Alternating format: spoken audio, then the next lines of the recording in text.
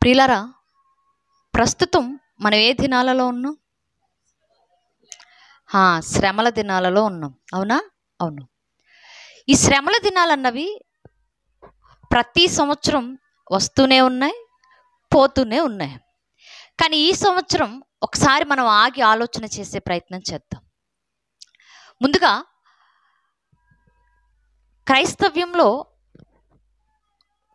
ఒక క్రైస్తవురాలుగా మీ అందరికీ నేను చెప్తున్న మాట ఏంటి అంటే, క్రైస్తవ్యంలో ఎన్నో సంఘాలు ఉన్నాయి, ఎన్నో డినామినేషన్స్ ఉన్నాయి, ఎన్నో శాఖలు ఉన్నాయి. ఇలాంటివి ఎన్ని ఉన్నప్పటికీ మనందరము తలదించాల్సింది దేని దగ్గర? బైబిల్ దగ్గరే. బైబిల్ దగ్గర మనం తలదించినప్పుడు మనలో ఏమైనా సరిచేసుకోవాల్సినవి ఉంటే ఖచ్చితంగా ఎవరైనా సరే సరిచేసుకోవాలి. సరిచేసుకుని బైబిల్లో ఏ గొప్ప విషయాలైతే మనకు కనబడుతూ ఉన్నాయో, దేవుని గొప్పతనం మనకు ఎలా కనపడుతుందో, ఆ గొప్పతనాన్ని భుజాల మీద మోసుకుంటూ ముందుకు వెళ్ళిపోవాల్సిన బాధ్యత ప్రతి క్రైస్తవునికి ఉంది. అవునా? ఉంది. ఎందుకు ఈ మాట చెప్తున్నాను అంటే, ముందుకు వెళ్ళేటప్పుడు మనం ఆలోచన చేస్తూ ముందుకు వెళదాం. అసలు ఒక ప్రశ్న మనం ఆలోచిస్తూ ముందుకు వెళదాం. అసలు ఈ లెంట్ డేస్కి బైబిల్కు ఏంటి సంబంధం?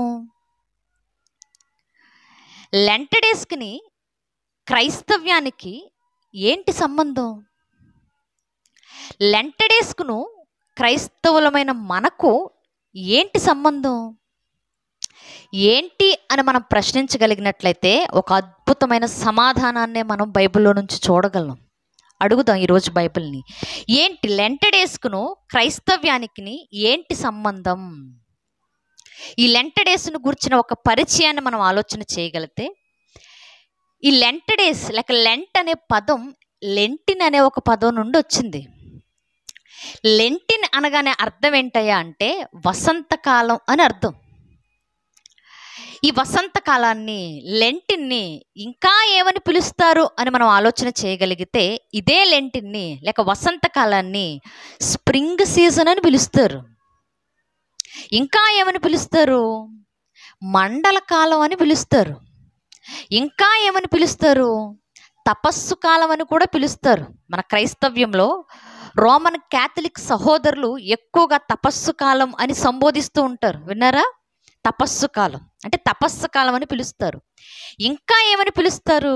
ఇందాక మనం చెప్పాం, శ్రమల దినాలు అని పిలుస్తారు. మెజారిటీ ఆఫ్ ద క్రిస్టియానిటీ, క్రైస్తవ్యంలో ఎక్కువ శాతం మంది శ్రమల దినాలు అనే ప్రస్తావిస్తూ వస్తారు. ఇంకా ఏమని పిలుస్తారు? దుఃఖ దినాలు అని కూడా పిలుస్తారు.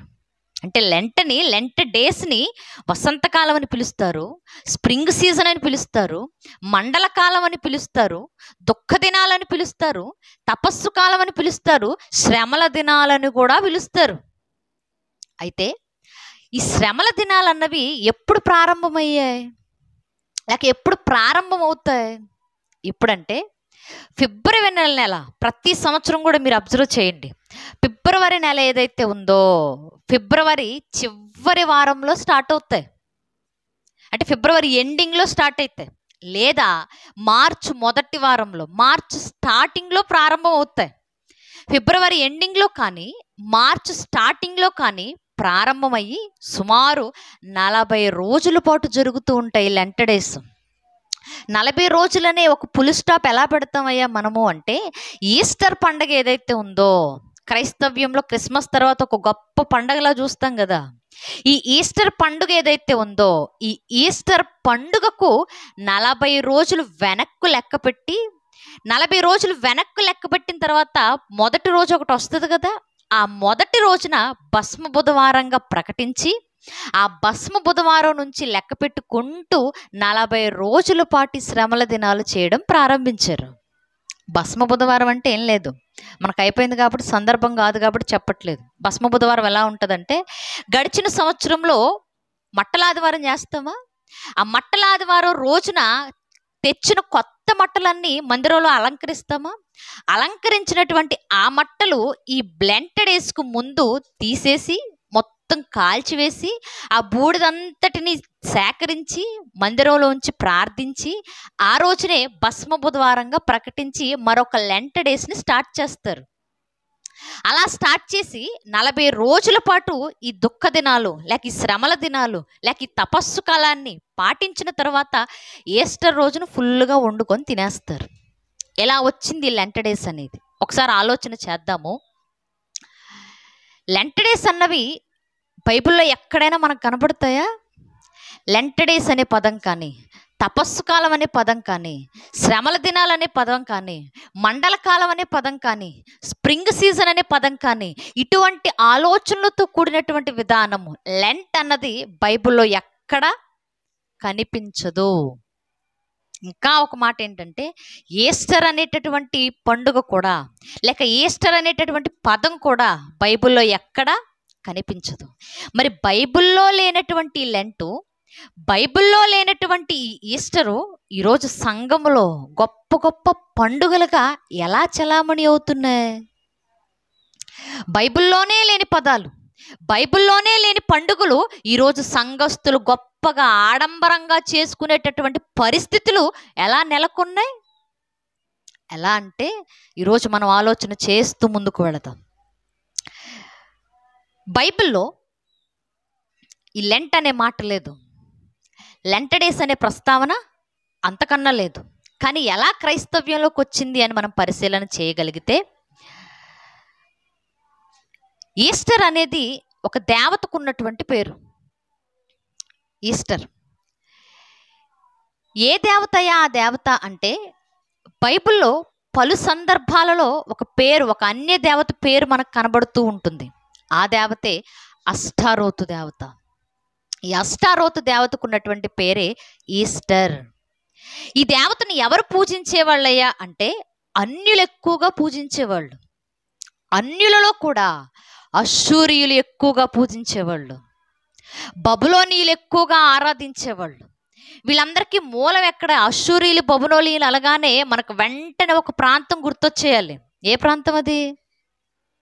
ఏ ప్రాంతం అది? ఏ విసనపేట? అష్షూరియులు అనగానే, బబులోనీయులు అనగానే వెంటనే ప్రారంభంలో ఒక ప్రాంతం మనకు గుర్తు రావాలి. అదే మెసొపొతేమియా ప్రాంతం. మెసొపొతేమియా అంటే అర్థం ఏంటి? 2 నదుల మధ్య విలసిల్లినటువంటి భూభాగం.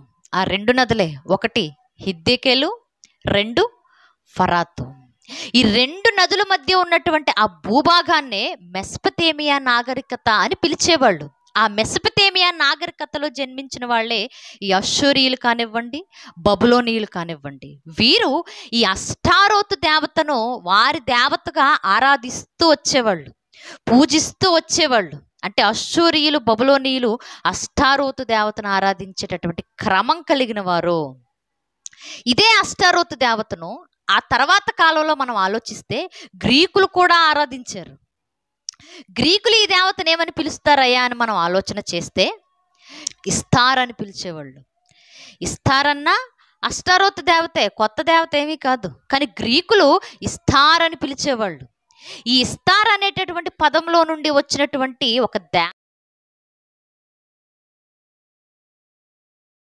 ఒక పండుగే ఈస్టర్. ఈస్టర్ అన్న, ఇస్తార్ అన్న అష్టారోతే. ఆ తర్వాత కొంతకాలం గడిచిన తర్వాత రోమీయులు వచ్చారు. రోమీయులు వచ్చిన తర్వాత ఈ రోమీయులు కూడా ఇదే అష్టారోతు దేవతను ఆరాధించడం ప్రారంభించారు. వీళ్ళు అదే దేవతను ఏమని పిలుస్తారయ్యా వారి భాషలో అంటే ఫార్చునా అని పిలిచేవాళ్ళు. ఫార్చునా అనగానే కారు కదండి అనకండి. ఫార్చునా కారు అని తెలుసా? కారు కదా అనుకోకండి. ఆ దేవత పేరే తర్వాత కాలక్రమంగా కారుకు పెట్టుకున్నారు ఎవరో. అంటే ఇదే రోమీయులు ఈ అష్టారోతు దేవతను ఫార్చునా అని పిలుస్తూ ఆరాధనలు చేస్తూ పూజలు చేస్తూ వారి దేవతగా వారి కొరకు ప్రార్థనలు చేస్తూ వచ్చేవాళ్ళు. ఇంకా మనం ఆలోచన చేస్తే ఇదే అష్టారోతు దేవతను ఐగుప్తీయులు కూడా ఆరాధించారు. ఈ ఐగుప్తీయులు ఏమని పిలుస్తారయ్యా ఈ అష్టారోతు దేవతను అంటే ఐసిస్ అని పిలుస్తారు. గతసారి మనం ఐగుప్తు 10 తెగుళ్ళ గురించి మాట్లాడుకునేటప్పుడు కూడా ఐసిస్ అనే దేవతను గురించి మనం మాట్లాడుకున్నాం. తర్వాత ఒకసారి మీరు జ్ఞాపకం చేసుకోండి. ఇదే ఐగుప్తీయులు ఐసిస్ అని పిలుస్తూ అష్టారోతు దేవతను పూజిస్తూ వచ్చేవాళ్ళు. ఒకసారి ఆగి ఆలోచన చేద్దాం. ఒకే దేవత అష్టారోతు దేవత, ఇదే దేవతను నాగరికతగా ఉన్నటువంటి మనుషులు, నాగరికత విలసిల్లినటువంటి మనుషులు, ఆనాడు ప్రారంభంలో ఆది మానవులుగా పేరు పొందినటువంటి మనుషులు, ఆ వారే అశ్షూరీయులు, బబులోనీయులు, వారు ఆరాధిస్తూ వచ్చారు. వారి తరువాత గ్రీకు సామ్రాజ్యం వచ్చినప్పటికీ కూడా గ్రీకులు కూడా అష్టారోత్ దేవతను ఆరాధించారు, ఇస్తార్ అని పిలుస్తూ ఆరాధించారు. ఆ తర్వాత రోమియులు ఇదే దేవతను పార్చునా అని పిలుస్తూ ఆరాధించారు. ఆ తర్వాత రోమా ప్రభుత్వం కాకుండా ఐగుప్తీలు కూడా ఆరాధించారు. వారు చెప్పాలి ఐసిస్ అని పిలుస్తూ ఆరాధించారు. అలా ఆరాధన జరుగుతూ ఈ దేవత ఒక పెద్ద దేవతగా పేరు పొందింది. ఒకసారి మనం వెనక్కి వెళ్దాం. అసలు ఈ దేవత యొక్క మూలాన్ని ఏంటి? ఈ దేవత యొక్క మూలం మనకి ఎక్కడ కనపడుతుంది? బైబిల్ చరిత్రలో అసలు ఈ పుట్టగతులు మనకు ఎక్కడైనా కనబడుతున్నాయా అని మనం పరిశీలించగలిగితే కొన్ని వచనాలు మనకు కనబడుతూ ఉంటాయి. చూద్దాం ఒకసారి. ఆదికాండము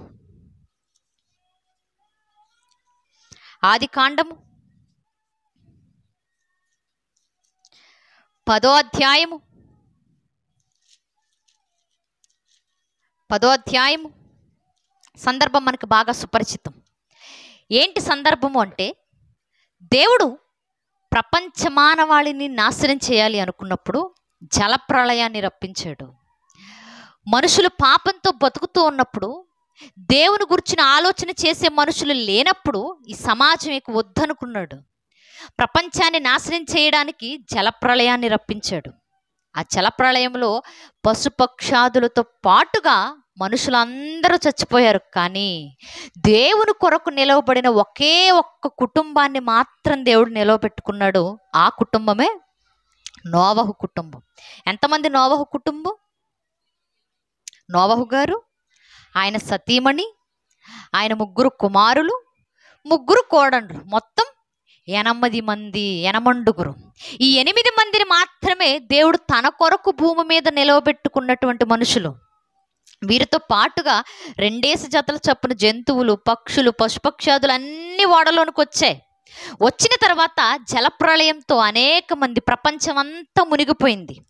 ఇలా మునిగిపోతూ ఉండగా 40 రోజుల పాటు ప్రచండ వర్షములో ప్రపంచం అంతా మునిగిపోయింది. కానీ ఈ ఓడలో ఉన్నటువంటి 8 ఈ ఓడలో ఉన్నటువంటి పశుపక్షాదులు మాత్రము అలా నీళ్ల మీద తేలుకుంటూ ఎక్కడాగాయి? అరారాతు కొండ మీద ఆగాయి. ఈ అరారాతు కొండ ఎక్కడుందయ్యా అని మనం బైబిల్లో పరిశీలిస్తే ఎక్కడ కనపడుద్ది? మనకు ఎక్కడ కనపడుద్ది? మనం ఇందా మాట్లాడుకున్నామే మెసొపొతేమియా భూభాగం అని, అక్కడ కనపడుద్ది. అంటే కొండ ఎక్కడ ఆగిందయ్యా అంటే మెసొపొతేమియా భూభాగంలో ఆగింది. 2 నదుల మధ్య ఒక భూభాగం ఉంది, నాగరికత పెంపొందినటువంటి భూభాగము. అక్కడ ఆగింది, అక్కడ ల్యాండ్ అయింది ఈ ఓడ. ఇప్పుడు ఓడ ల్యాండ్ అయిన తర్వాత, వర్షం అంతా తగ్గిపోయిన తర్వాత, ఇప్పుడు నోవహు గారి కుటుంబం బయటికి రావడం స్టార్ట్ అయింది. ఇప్పుడు బయటికి రావాలంటే వాళ్ళు ఎక్కడ రావాలి? ఎక్కడైతే ఆగిందో అక్కడే బయటికి రావాలి. ఆ ప్రాంతమే మెసొపొతేమియా భూభాగం. ఇప్పుడు మెసొపొతేమియా భూభాగంలో కాలు బయట పెట్టారు. నోవహు, తన భార్య, తన 3 కొడుకులు, కోడళ్ళు, వీళ్ళందరూ, పశువులు మొత్తం అక్కడే దిగిన తరువాత అదే భూభాగంలో బ్రతకడం ప్రారంభించారు నోవహు కుటుంబీకులు. అలా బ్రతుకుతూ ఉండగానే జనసంఖ్య ఏమైంది? పెరిగిపోయింది. ఇప్పుడు జనుల సంఖ్య విస్తరించడం మొదలుపెట్టింది. ఇప్పుడు 8 మంది కాస్త 16 మంది అయిపోయారు. 16 మంది కాస్త 32 మంది అయిపోయారు. 32 మంది కాస్త ఇక సంఖ్య పెరుగుతూ 100 మంది అయిపోయారు. బహుశా 1000 మంది కూడా అయ్యుండొచ్చు. నోవహు గారికి 3 కొడుకులు, షేము, హాము, యాపేతు. ఈ నోవహు గారికి ఉన్నటువంటి 2వ కొడుకు హాము ఉన్నాడే, హాము కూడా పిల్లల కన్నాడు. అందులో మొట్టమొదటి కుమారుడే కూషు. ఈ కూషు సంతానంలో నుండి ఒక మనిషి వచ్చాడు. అదే భూభాగంలో, అదే నాగరికతలో, అదే 2 నదుల మధ్య ఉన్న ప్రాంతంలో. ఆ వ్యక్తి ఎవరో ఒక్కసారి చూద్దాం. 10వ అధ్యాయము 8వ వచనం.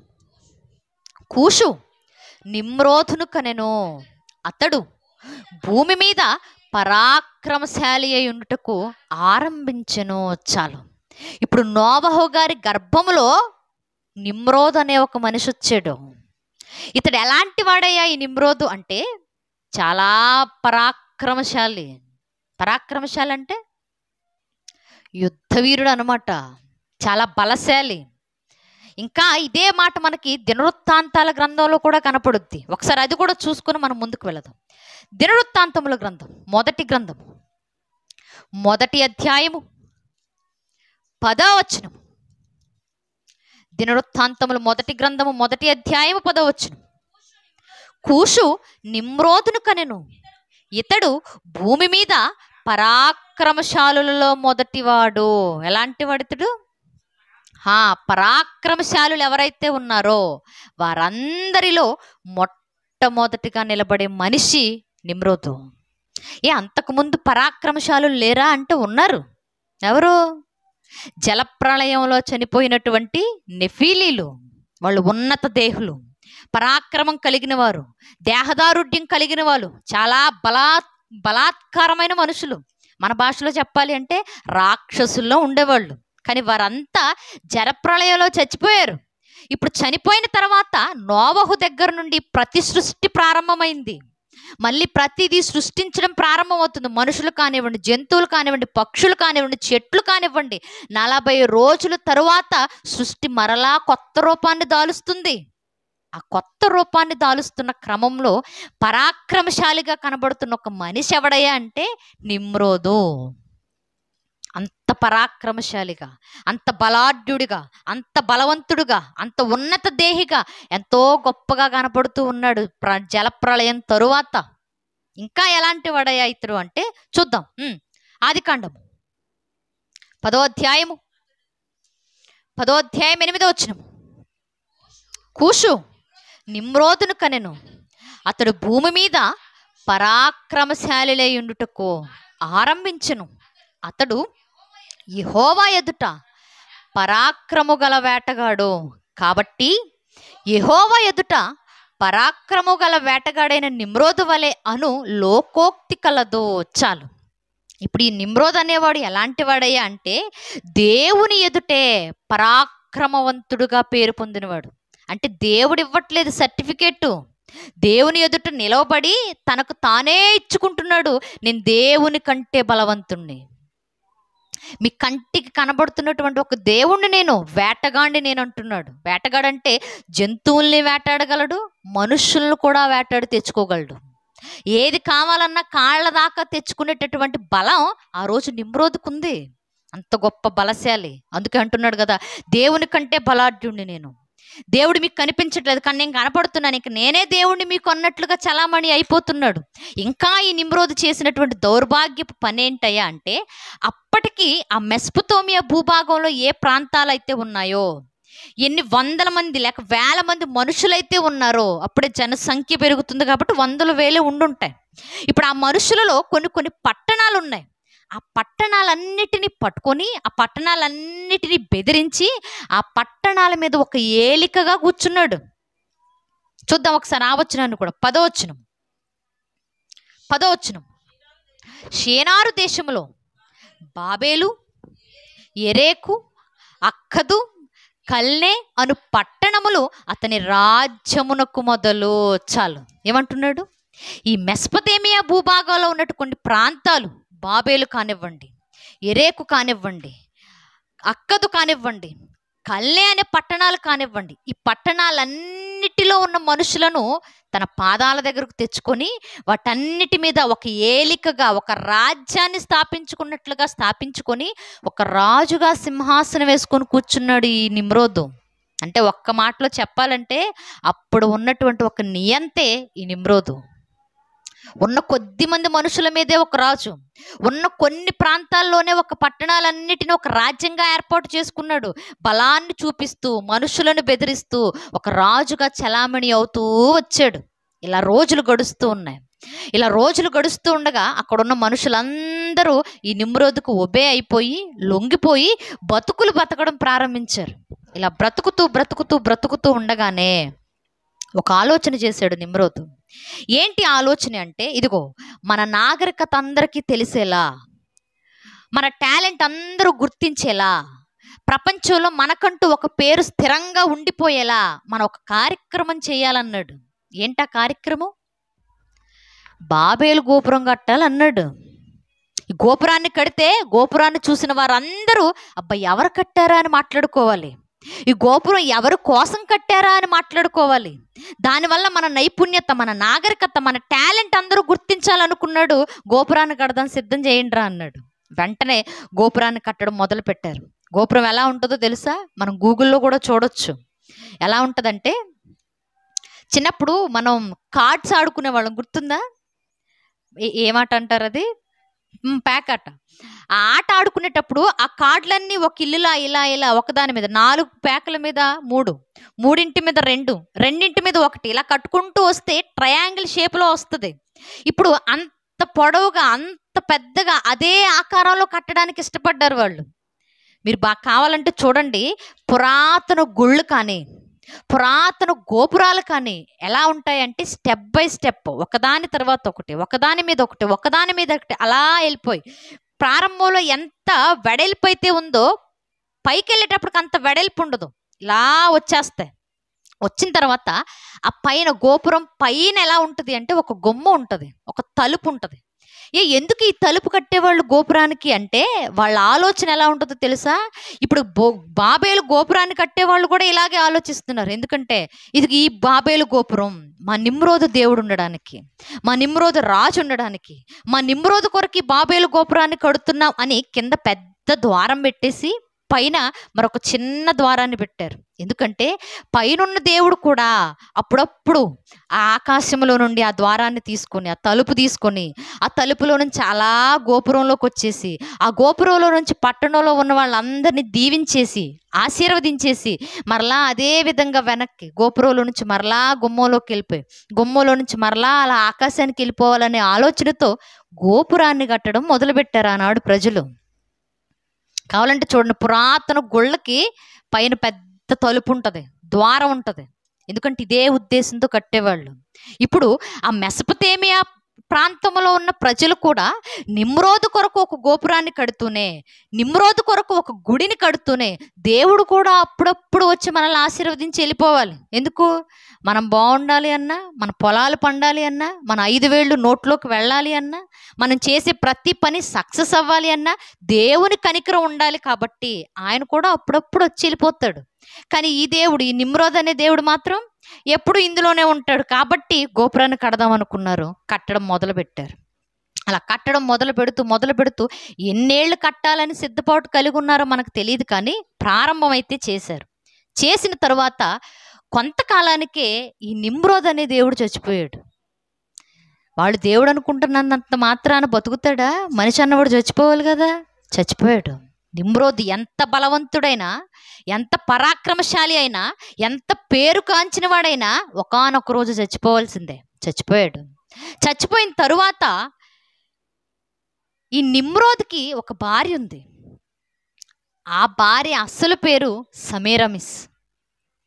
ఇంకా చెప్పాలి అంటే ఆ భార్యే అష్టారోతు దేవత. ఈ సమేరమిస్ లేక ఈ అష్టారోతు దేవత అప్పటికి గర్భవతి. భర్త చనిపోయే రోజుకి ఈవిడ గర్భాన్ని దాల్చుంది. కాబట్టి ఆవిడ ఒక ఆలోచన చేసింది, ఇప్పుడు నా భర్త చనిపోయాడు అని తెలిస్తే మనుషులందరి మధ్య నా భర్త గొప్పతనం తగ్గిపోద్ది. ఇప్పుడు నా భర్త చచ్చిపోయాడని తెలిస్తే మనుషులందరూ నా భర్తను గొప్పవాడిగా గుర్తించరిక. నా భర్త విలువ తగ్గిపోద్ది, గౌరవం తగ్గిపోద్ది, నా భర్త వెయిట్ తగ్గిపోద్ది. కాబట్టి నా భర్తని ఎప్పుడు గొప్పగానే వీళ్ళు గుర్తించాలి అని ఆలోచన చేసి ప్రజలతో ఇలా చెప్తుంది కదా, ఏమనంటే, ఇదిగో మీ రాజు ఎక్కడికి వెళ్ళిపోలేదు, మీ నిమ్రోదు దేవుడు చచ్చిపోలేదు, మరలా నా గర్భంలో పుడతానని నాకు వాగ్దానం చేసి వెళ్ళిపోయాడు. నా గర్భం ద్వారా మరలా జన్మిస్తానని నాకు మాటిచ్చి నిమ్రోదు చచ్చిపోయాడు. మరలా మీ రాజు నా గర్భం గుండా వస్తాడు, అప్పటి వరకు మీరు వెయిట్ చేయండి అని చెప్పేసింది ఆవిడ. చెప్పిన తరువాత కొంతకాలానికి ఒక 9 నెలలకో 10 నెలలకో ఒక మగబిడ్డకు జన్మనిచ్చింది అష్టారోతు లేక ఈ సమేరమిస్. ఒక మగబిడ్డకు జన్మనిచ్చిన తరువాత ఈ ప్రజలందరూ నిజంగానే మాకు నిమ్రోదు పుట్టేశాడు, నిజంగానే మా చచ్చిపోయిన రాజు పుట్టేశాడు, నిజంగానే మా నిమ్రోదు దేవుడు ఈ తల్లి గర్భంలో మరలా బతికాడు అని నమ్మడం మొదలుపెట్టారు. నమ్మడం మొదలు పెట్టేటప్పటికి ఈ అష్టారోత్, ఈ సమేరమిస్ చేసిన పనేంటో తెలుసా? ఇప్పుడు ఆ పుట్టిన బిడ్డకు ఒక పేరు పెట్టింది. ఆ పేరే తమ్మూజు. తమ్మూజు అని పేరు పెట్టి ఆ బిడ్డకు తల్లి అయ్యింది. తర్వాత కొన్ని రోజులకి భార్య కూడా అయిపోయింది. అదే దరిద్రం అంటే. పుట్టిన బిడ్డకి భార్య అయ్యింది, పుట్టిన బిడ్డకు తల్లి అయిపోయింది. ఇప్పుడు అదే బిడ్డకు, అంటే ఈ స్త్రీ నిమ్రోదుకి భార్య, తన కొడుకైన తమ్మూజుకి భార్య, తమ్మూజుకి భార్యతో పాటు తల్లి.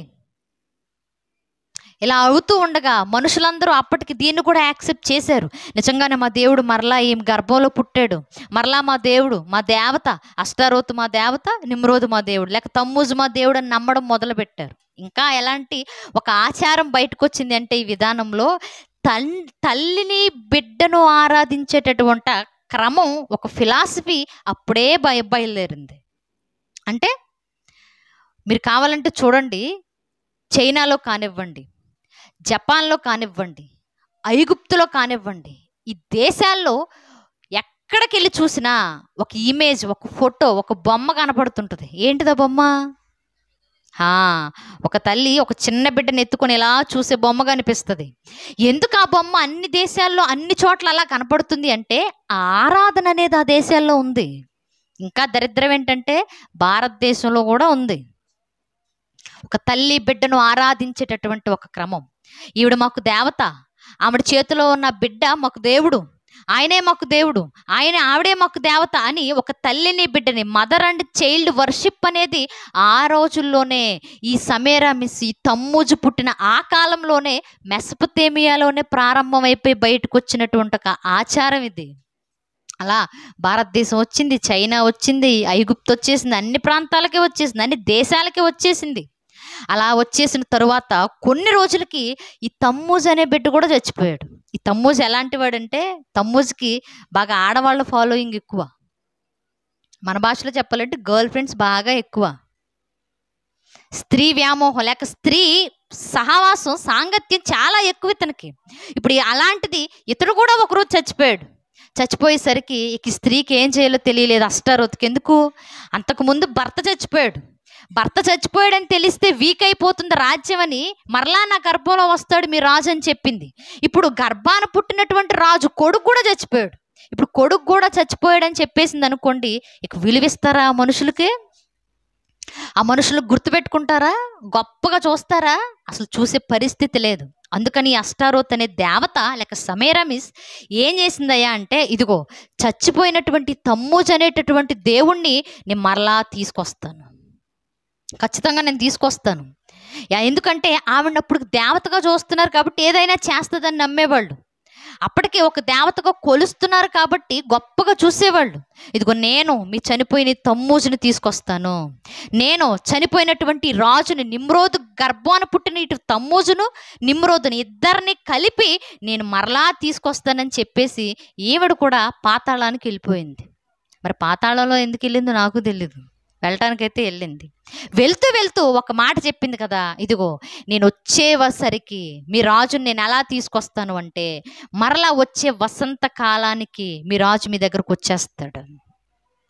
మరలా మీ రాజు వసంతకాలం సమయానికి వస్తాడు. వసంతకాలంలో అన్నీ ఎలా ఉంటాయి? వసంతకాల పరిస్థితి ఎలా ఉంటుందంటే, భూమధ్య రేఖకు సూర్యుడు స్ట్రైట్గా ఉంటాడు. మార్చి నెలలో భూమధ్య రేఖకు స్ట్రైట్గా ఎండ కరెక్ట్గా నడినెత్తిన ఎప్పుడు పడుతుంది అంటే మార్చి నెలలోనే పడుతుంది. అందుకే మార్చి నెలలో చూడండి అన్ని చిగురిస్తూ ఉంటాయి. ఆకులు కానివ్వండి, గడ్డి కానివ్వండి, చెట్లు కానివ్వండి, చిన్న చిన్న లేత మొక్కలు కానివ్వండి, భూమి కూడా మార్చి నెలలో కొత్త సారాన్ని విడుదల చేస్తూ ఉంటుంది. అందుకే అంటుంది కదా, నేను వసంతకాలం సమయానికి, వసంతకాలానికి మరలా మీ దేవుడితో నేను తిరిగి వస్తాను. అప్పటి వరకు మీరు 40 రోజులు బాధపడుతూ ఏడుస్తూ రాజు కొరకు నా కొరకు తిండి మానేసి దుఃఖాన్ని సలిపిస్తూ ఎదురు చూస్తూ ఏడవండి అని చెప్పేసి ఈవిడ కూడా వెళ్ళిపోద్ది. వెళ్ళిన తరువాత మనకు చరిత్ర తెలుసు. అక్కడున్న మనుషులందరూ బాబేలు గోపురాన్ని కట్టుకొని గొప్పగా బతకాలనుకున్న వాళ్ళందరూ ఎటు కట్టి చెదిరిపోయారా? 11వ అధ్యాయంలో మనం చూస్తాం. ఎటు వాళ్ళు అటు చెదిరిపోయారు. అప్పటి వరకు ఎలా ఉండేవాళ్ళు అంటే, ఆ మెసొపొతేమియా నాగరికతలో ఒక్క మనుషులే ఉండేవాళ్ళు. అంటే ఒకే జాతి మనుషులు, ఒకే భాష మాట్లాడే మనుషులు, ఒకే విధానాన్ని పాటించేటటువంటి మనుషులు. ఒకసారి ఆ మాట చూద్దాం మనం. ఆదికాండం 11వ అధ్యాయం 1వ వచనం. భూమి అంతటా ఒక్క భాషయు ఒక్క పలుకును ఉండెను. ఏ భాష? అప్పటి వరకు మెసొపొతేమియా నాగరికతలో ఎన్ని వందల మంది ఉన్నారో, ఎన్ని వేల మంది ఉన్నారో, వాళ్ళందరూ ఒకే భాష మాట్లాడేవాళ్ళు. అప్పటికి ఆ మనుషులు, ఆ భూభాగంలో ఉన్నటువంటి ఆ మనుషులు ఏమని పిలువబడుతున్నారయ్యా అంటే సుమేరియన్స్గా పిలువబడుతూ వచ్చారు. ఇప్పుడు మనం భారతీయులుగా ఎలా పిలువబడుతున్నామో, భారతదేశంలో బతుకుతున్నందుకు మనల్ని భారతీయులను ఎలా అయితే ఎదుటి వాళ్ళు గుర్తిస్తున్నారో, అదేవిధంగా ఈ మెసొపొతేమియా భూభాగంలో ఉంటున్న ఈ మనుషులను సుమేరియన్స్గా పిలిచారు వాళ్ళు. వారు మాట్లాడే భాషే సుమేరియన్ భాష. ఇప్పుడు బాబేలు గోపుర సమయంలో వీళ్ళందరూ చెదిరిపోయే సమయానికి ఒక ఫిలాసఫీని, అప్పటికే ఒక ఆచారాన్ని మనసులో పెట్టుకొని చెదిరిపోయారు. చెదిరిపోయేటప్పుడు భాషలు చెదిరిపోయినట్లుగా అదేవిధంగా ఒక ఆచారం, ఇదిగో మా దేవత మా రాజుని తీసుకురావడానికి వెళ్ళింది, వచ్చేలోపు మమ్మల్ని 40 రోజులు ఏడుస్తూ, దుఃఖాన్ని సలిపిస్తూ, ఇబ్బంది పడుతూ, ఎదురు చూస్తూ, ఉపవాసం చేస్తూ ఉండమని చెప్పేసి వెళ్ళిపోయింది అనేటటువంటి వార్తను కూడా వీళ్ళు చెదిరిపోయేటప్పుడు తీసుకొని చెదిరిపోయారు. ఇప్పుడు చెదిరిపోయి ఏ ప్రాంతానికి వెళ్ళినా సరే 40 రోజుల పాటు వాళ్ళ రాజు కోసం ఏడుస్తూ ఎదురు చూడడం మొదలుపెట్టారు. అలా కొన్ని సంవత్సరాలు గడిచిపోయే కాలం గడుస్తూ ఉండే కొలది మనుషుల సంఖ్య ఇంకా విస్తరించింది. ప్రపంచం అంతా మనుషులు విస్తరించడం ప్రారంభించారు. అంటే చెదిరిపోయిన వారు మరలా పిల్లల కన్నారు, మరలా జనసంఖ్య పెరుగుతూ వచ్చింది, మరలా అప్పటికప్పుడు అభివృద్ధి జరుగుతూ వచ్చింది. అలా వస్తూ ఉన్న క్రమంలో ఈ బబులోనీయులు యూదులు అనేటటువంటి వారిని చెరగా దాసులుగా పట్టుకొని వెళ్ళిపోయారు. ఆ టైంలో దానియేలు గారు దాసుడుగా వెళ్ళిపోయాడు. షడ్రకు, మేషకు, అబేద్నెగో అనేవారు కూడా బబులోనీయుల కింద దాసులుగా వెళ్ళిపోయారు. వాళ్ళతో పాటు యెహెజ్కేలు గారు కూడా వెళ్ళిపోయాడు. యెహెజ్కేలు గారు వెళ్ళిపోయిన తరువాత దేవుడు యెహెజ్కేలు గారితో మాట్లాడుతూ ఈ ఆచారాన్ని పాటిస్తూ, ఎవరైతే తమ్మూజు కొరకు ఏడుస్తూ ఎదురు చూస్తున్నారో, ఎవరైతే అష్టారోతు దేవత కొరకు ఏడుస్తూ ఎదురు చూస్తూ ఉన్నారో, వారందరి కోసం దేవుడు యెహెజ్కేలు గారితో మాట్లాడుతూ ఒక మాట సెలవిచ్చాడు కదా. చూద్దాం ఒకసారి. యెహెజ్కేలు గ్రంథం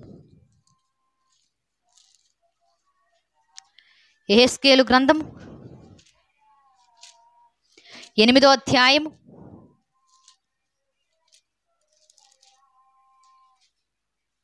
8వ అధ్యాయం 10వ వచనం నుంచి చూద్దాం. అప్పుడు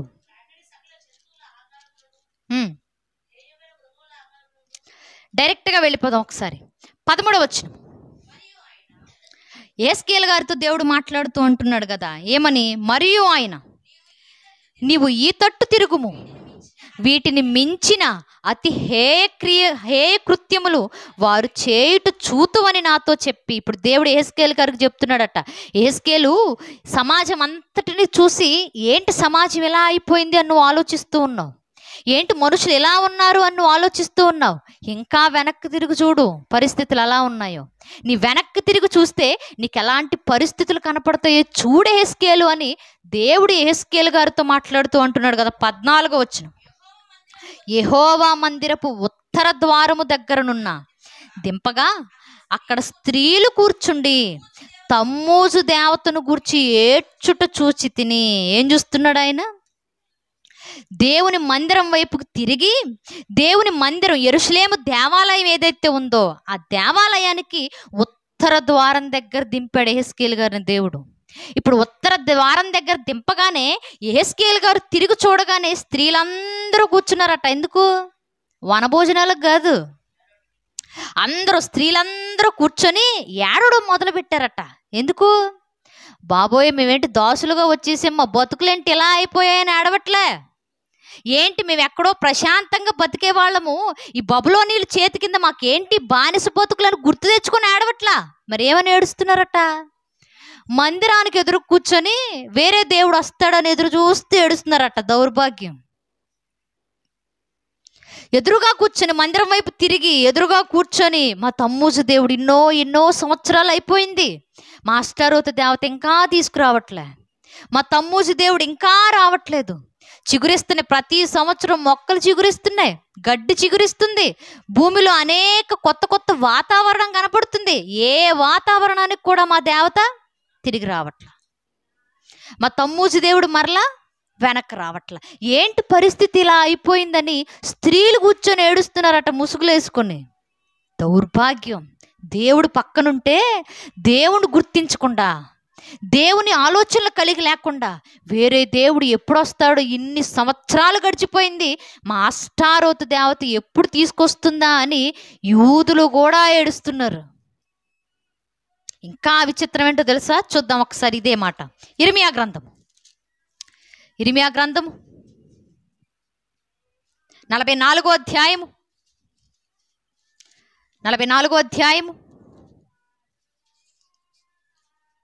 15వ వచనం. ఇర్మియా గ్రంథం 44వ అధ్యాయము 15వ వచనం. అప్పుడు తమ భార్యలు అన్య దేవతలకు దూపము వేయుదురని ఎరిగి ఉన్న పురుషులందరూ, అక్కడ నిలిచి ఉన్న స్త్రీలను, మహా సమాజముగా కూడిన వారును, ఐగుప్తు దేశమందలి పత్రోసులో కాపురముండు జనులందరూ ఇర్మియాకు ఇలాగు ప్రత్యుత్తరమిచ్చిరి. ఇర్మియా గారు వచ్చి, అరే నాయనా, మన బతుకులు బాగోవట్లేదురా, దేవుడు మనల్ని ఎలా బతకమని చెప్తున్నాడు, మనం చేస్తున్న పద్ధతులు, ఆచారాలు, విధానాలు ఇవన్నీ దేవునికి అసహ్యాన్ని పుట్టిస్తున్నాయని ఇర్మియా గారు ఏడుస్తూ చెప్తుంటే, ఇర్మియా గారి దగ్గరికి స్త్రీలు వచ్చేసారు, పురుషులు వచ్చేసారు, ఐగుప్తులో ఉండేటటువంటి మనుషులు వచ్చేసారు. వీరందరూ వచ్చి ఏమని మాట్లాడుతున్నారట? 17వ వచనం. మేము నీతో చెప్పిన సంగతులన్నిటినీ నిశ్చయముగా నెరవేర్చబోచున్నాము. మేమును, మా పితరులను, మా రాజులను, మా అధిపతులను యోధా పట్టణములోను యెరూషలేము వీధులలోను చేసినట్లే ఆకాశరాణికి దూపము వేయుదుము. ఏమంటున్నారట? నువ్వెన్నన్నా చెప్పు ఇర్మియా, మా పితరులు ఏదైతే చేశారో, మా రాజులు ఏదైతే చేశారో, మా అధిపతులు ఏదైతే చేశారో, అప్పటికే బబులోను సంస్కృతిని చూసేశారు వీరు. మా రాజులు చేసిందే, మా పితరులు చేసిందే, మా అధిపతులు చేసిందే మేము చేస్తామన్నారు. ఏంటది? ఆకాశపు రాణికి ధూపం వేస్తాం మేము. ఆకాశపు రాణి అంటే ఎవరు? అష్టారోతు దేవతే.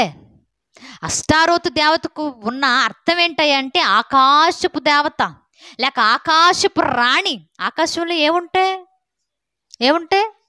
నక్షత్రాలు ఉంటాయి, సూర్యుడు ఉంటాడు, చంద్రుడు ఉంటాడు. అంటే ఈ దేవతకు ఉన్నటువంటి అర్థం ఏంటి అంటే నక్షత్రాలకు సంబంధించిన దేవత ఈవిడ, సూర్యునికి సంబంధించిన దేవత. ఆకాశంలో ఏవైతే ఉన్నాయో వాటన్నిటినీ కదిలించగలిగినటువంటి ఒక దేవతే అష్టారోతు దేవత అని నమ్మేవాళ్ళు వాళ్ళు.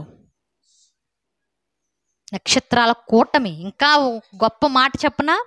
ఈ అష్టారోతు దేవతలో నుండి వచ్చినటువంటి ఒక శాస్త్రమే ఏంటది? జ్యోతిష్యం చెప్పే శాస్త్రం, ఎస్ట్రాలజీ. చాలామంది చూడండి ఈ రోజుల్లో చక్కగా టీవీ ముందు కూర్చొని, ఒక ల్యాప్టాప్ ముందు పెట్టుకొని, స్టైల్గా హుందాకు సంబంధించిన బట్టలు వేసుకొని వెంటనే ఒక మాట చెప్తున్నారు. ఏమని? మీ చేతిలో ఉన్న గీతలు చూసి మీ రాతలు ఎలా ఉన్నాయో చెప్పేస్తాం, మీ చేతిలో ఉన్న గీతలు చూసి మీ బతుకు ఎలా తిరిగిపోద్దామని చెప్పేస్తాం. మీరు పుట్టినటువంటి డేటు, మీరు పుట్టిన తేదీని చూసి మీ బ్రతుకు ఎలా ఉంటుందో మేము చెప్తాం. మీరు పుట్టినటువంటి సమయాన్ని బట్టి మీ జీవితం ఎలా అద్భుతంగా మారిపోద్దామని చెప్తాం. మీ ముఖంలో ఉన్న కదలికలు చూసి, మీ నుదుటి మీద ఉన్న రాతలు చూసి మీ జీవితం ఎలా మారిపోద్దామని చెప్తామని మాట్లాడుతుంటారు. వాళ్ళ రాతలు వాళ్ళకి తిన్నగా ఏడిస్తే వాళ్ళ జీవితాలు ఎలా ఉంటాయో వాళ్ళకే తెలుస్తుంది. అంటే ఇదంతా ఎక్కడి నుంచి వచ్చిందంటే అష్టారోతు దేవతలో నుండి వచ్చిన సిద్ధాంతమే, ఫిలాసఫీనే ఈ జ్యోతిష్య శాస్త్రం లేక అష్టారోతు శాస్త్రం. ఇవన్నీ ఎక్కడి నుంచి వచ్చాయంటే ఆకాశపు రాణిలో నుండి వచ్చినటువంటివే. బబులోను వేటికయ్య పుట్టినిల్లంటే జ్యోతిష్యానికి పుట్టినిల్లు. నాగరికత బాగా తెలిసిన మనుషులు బబులోనులో జ్యోతిష్య శాస్త్రం మీద ఎక్కువగా అవగాహన కలిగి ఉంటారు. ఈ దేవతను ఎక్కువగా పూజిస్తూ ఉంటారు. ఇవన్నీ గొప్పగా చూస్తుంటాం మన సొసైటీలో. కానీ బైబిల్ తెలిసిన క్రైస్తవుడు ఎలా చూస్తాడో తెలుసా? ఇవన్నీ పెద్ద సోదిలా చూస్తాడు. నిజంగానే అలా చూసుకుంటూ వచ్చేవాళ్ళు. ఇప్పుడు ఈ దేవతకు ధూపం వేస్తామంటున్నారట యూదులు. మా పితరులు ధూపం వేశారు, మేము కూడా ధూపం వేస్తాం. మా రాజులు ధూపం వేశారు, మేము కూడా ధూపం వేస్తాం. మా అధిపతులు ధూపాలు వేశారు, మేము కూడా ధూపం వేస్తాం. ఈ ఆకాశపు రాణిని మేము పూజిస్తామని మాట్లాడుతున్నారట. 40 రోజులు అంటే ఈ 40 రోజులు తమ్మూజు కోసం ఎదురు చూస్తాం, నిమ్రోదు కోసం ఎదురు చూస్తాం.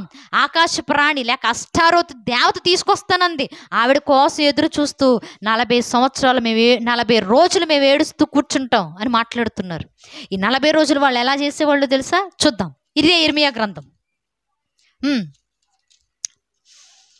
7వ అధ్యాయం. ఇదే ఇర్మియా గ్రంథం 7వ అధ్యాయము 17వ వచనం. 7వ అధ్యాయము 17వ వచనం. యోధా పట్టణములోను యెరూషలేము వీధులలోను వారు చేయుచున్న క్రియలను నీవు చూచుచున్నావు కదా. దేవుడు మాట్లాడుతున్నారు ఇర్మియా గారు. ఇర్మియా, యెరూషలేము వీధుల్లో, యెరూషలేములో సొలొమోను కట్టించాడే దేవాలయం. ఆ దేవాలయములో యెరూషలేము వీధుల్లో యూదులు నివాసం ఉంటున్నటువంటి ప్రాంతంలో వాళ్ళు చేస్తున్న క్రియలు నువ్వు కూడా చూడు. నాకెంత కోపాన్ని పుట్టిస్తున్నారో, నాకెంత అసహ్యాన్ని పుట్టిస్తున్నారో, వాళ్ళ పనులు ఎలా ఉన్నాయో చూడని మాట్లాడుతున్నాడు కదా. 18వ వచనం. నాకు కోపము పుట్టించినట్లు ఆకాశరాణి దేవతకు పిండి వంటలు చేయవలెనని, అన్ని దేవతలకు పానార్పణములు పోయవలెనని పిల్లలు కట్టెలు ఏరుచున్నారు, తండ్రులు అగ్ని రాజబెట్టుచున్నారు, స్త్రీలు పిండి పిసుకుచున్నారు. నాకే కోపము పుట్టించినంతగా వారు దాన్ని చేయుచున్నారా? ఏమని మాట్లాడుతున్నాడు? యెరూషలేములో పరిస్థితులు ఎలా ఉన్నాయో తెలుసా? ఈ ఆచారాలు కూడా బబులోను, ఈ మెసొపొతేమియా నాగరికతతో పాటు ఈ ఆచారాన్ని కూడా బయటకు తీసుకొచ్చేసారు వీరు. యెరూషలేములో నాకు ఆరాధనలు జరగాల్సిన పరిస్థితులు ఉండాలి, కానీ ఎలాంటి పరిస్థితులు ఉన్నాయి? ఆకాశపు దేవతకు మేము పానార్పణాన్ని చేస్తాము, ఆకాశపు దేవతకు మేము బలులు ఇచ్చేస్తాము, ఆకాశ దేవతకు మేము గొప్పగా ఆరాధిస్తాము అని చిన్నపిల్లలు అంట కట్లు ఏరుతున్నారట. అంటే వంట చేయడానికి పుల్లలు తెస్తున్నారు పిల్లలందరూ పుల్లలు తెస్తూ ఉంటే వాళ్ళ తండ్రులందరూ ఏం చేస్తున్నారు? ఆ తెచ్చిన పుల్లలన్నీ మంట వేసి అగ్ని రాజేసి పొయ్యి వెలిగిస్తున్నారట మగాళ్ళు. మరి ఆడవాళ్ళందరూ ఏం చేస్తున్నారు? ఆ పొయ్యి వెలిగించిన తర్వాత ఏదో కళాయి పెట్టేసి ఏదో నూనె పోసేసి అందులో బాగా పిండి వంటలు వేసుకొని తినేద్దామని పిండి పిసుకుతున్నారట. పిల్లలేమో పుల్లలు తెస్తుంటే, తండ్రులేమో అగ్ని రాజేస్తుంటే, వాళ్ళ భార్యలేమో శనగపిండి పిసుక్కుంటాను, మైదా పిండి పిసుక్కుంటాను, ఏదో పిండి పిసుక్కుంటూ పిండి వంటలు సిద్ధం చేసి మా దేవతకు పానార్పణాన్ని ఇస్తాం, మా దేవతకు అర్పిస్తాం ఈ పిండి వంటలన్నీ. ఈ 40 రోజులు అయిపోయిన తర్వాత గొప్పగా పండుగ చేసుకొని వండిందంతా తినేస్తాం మేమంటున్నారట. ఏ పండుగ అది? ఈస్టర్ పండుగ, అష్టారోతు పండుగ, సమేరమిస్ పండుగ. ఈ పండుగ రోజున పిండి వంటలు వండుకొని తినేస్తాం మేము. ఎందుకంటే 40 రోజులు ఏడ్చుకుంటూ వచ్చాం కదా, 40 రోజులు దుఃఖాన్ని సలిపిస్తూ వచ్చాం కదా, 40 రోజులు మా తమ్మూజు రాజు కొరకు ఎదురు చూస్తూ ఏడుస్తూ బాధపడుతూ ఎంతో ఉపవాసం ఉండి కన్నీరు గార్చాం. కాబట్టి ఈ 40 రోజులు అయిపోయాక మా దేవత తీసుకురాలేదనుకోండి, మా అష్టారోతు దేవత తమ్మూజుని వెంట పెట్టుకొని రాలేదనుకోండి, ఆవిడ పేరట 40వ రోజు పండుగ చేసుకొని పిండి వంటలు వండుకొని 40 రోజులు ఉపవాసం ఉన్నదంతా ఒకే రోజు తినేస్తామని కూర్చున్నారు వీళ్ళు. ఈ ఆచారం ఎక్కడ కనపడుతుంది? ఎక్కడో ఉండే ఆచారం, అన్యులు పాటించే ఆచారం కాస్త యెరూషలేము ఇశ్రాయేలు యూదుల ప్రజల మధ్య కూడా కనపడటం మొదలుపడింది. ఎంత దౌర్భాగ్యమైన విషయాలు ఆలోచించండి.